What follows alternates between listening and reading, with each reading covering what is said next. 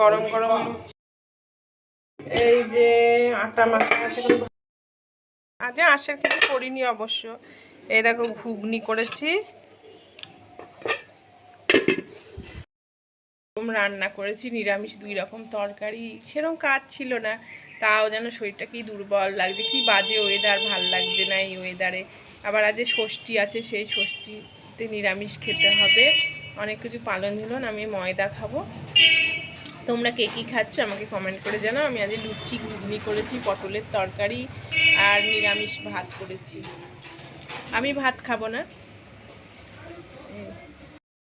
খেতে দিয়ে আমি একটু বারান্দায় বসেছি, এই দেখো এখন আমি খাইনি, একটু বসে তারপরে খাবো।